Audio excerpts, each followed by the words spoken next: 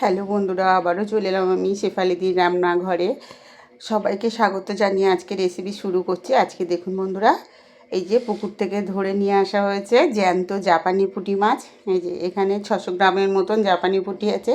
আর দেখেই বুঝতে পারছো বন্ধুরা কত বড় বড় পুঁটি মাছগুলো। এই যে ভালো করে আমি আঁশ ছাড়িয়ে সুন্দর করে কানকো টানকো ফেলে কেটে ভালো করে ধুয়ে নিয়েছি। আজকে পুঁটি মাছ দিয়ে একটা রেসিপি বানাবো, আর সেই রেসিপিটা তোমাদের সঙ্গে শেয়ার করব। ভীষণ সুন্দর একটা রেসিপি, তো সম্পূর্ণ ভিডিওটা দেখবেন বন্ধুরা। আশা করছি ভীষণ ভালো লাগবে। হাফ চামচের মতন হলুদ গুঁড়ো দিচ্ছি। সব মাছগুলোকে সুন্দর করে মাখিয়ে নেব। আর তার সঙ্গে দিয়ে দিচ্ছি এই যে হাফ চামচের মতো লবণ, হাফ চামচের একটু কম লঙ্কা গুঁড়ো, হলুদ লঙ্কা গুঁড়ো দিয়ে মাছগুলোকে সুন্দর করে মাখিয়ে নেব ভালো করে। নিয়েছি 3টে পেঁয়াজ আর একটা টমেটো। টমেটোটাকে কেটে নিয়েছি, আর পেঁয়াজগুলো একটা গ্রেটারের সাহায্যে ভালো করে গ্রেট করে নিয়েছি। কিন্তু আমার মিনিট 5 মতন এই যে মাখিয়ে রেখে দিয়েছিলাম। এবার রান্নাঘরে নিয়ে তেলটাকে ভালো করে গরম করে মাছটাকে ভেজে নেব। কিন্তু সবগুলো দেওয়া যাবে না, তো আমি এখানে 2-3টে করে মাছ ভেজে নেব। এই দেখুন এক একটা করে সব মাছগুলোকে আমি ভেজে নিয়েছি।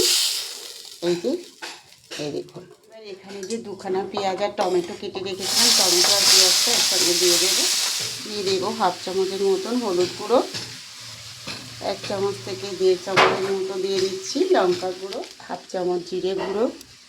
সব মশলাগুলোকে একসঙ্গে কষিয়ে নিতে হবে। আঁচটাকে একটু বাড়িয়ে দিলাম, দিয়ে সব মশলাগুলোকে একসঙ্গে কষিয়ে নেব।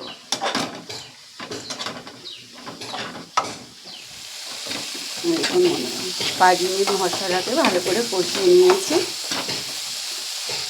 এবার এখানে হাফ বাটির মতন জল দিয়ে দেব। জলটা দিয়ে আরও ভালো করে একটু নেড়ে দেব।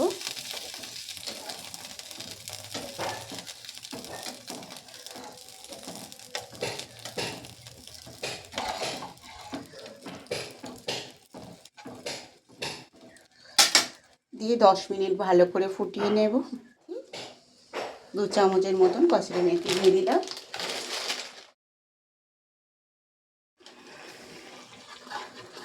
তো বন্ধুরা দেখুন মিনিট 5 মতন কিন্তু আমি ঝোলটা ফুটিয়ে নিয়েছি, আর টকবক করে কিন্তু ঝোলটা ফুটছে। এবার ভেজে রাখা মাছগুলো এক একটা করে দিয়ে দেবো।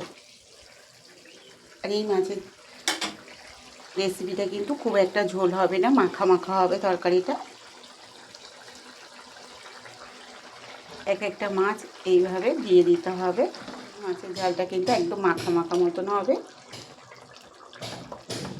দিয়ে 10 মিনিট ভালো করে ফুটিয়ে নেব। তো এবার থানকুনি পাতাগুলো এক একটা করে এর ভেতরে দিয়ে দেব।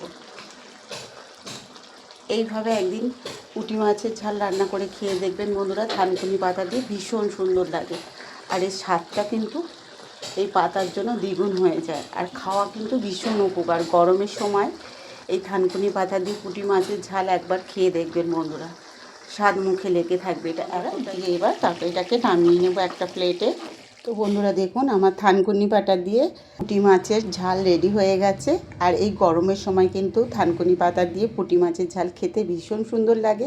আর এটা কিন্তু একদম মাখা মাখা তরকারিটা হয়েছে। 1 পিস মাছ আর একটু জুস হলে কিন্তু পুরো ভাতটা খাওয়া হয়ে যায়। এটা কেমন লাগলো বন্ধুরা অবশ্যই জানিও কমেন্টে। আর রেসিপিটা ভালো লাগলে শেফালিদি রান্নাঘর চ্যানেলটাকে সাবস্ক্রাইব করে পাশে থেকো। আর ফেসবুক থেকে দেখলে একটা ফলো করে দিয়ে কমেন্টে কিন্তু জানাতে ভুলো না আজকের এই পুঁটি মাছের রেসিপিটা কেমন হয়েছে। সবাই ভালো থেকো, সুস্থ থেকো। কালকে দেখা হচ্ছে আবার নতুন এক রেসিপি নিয়ে।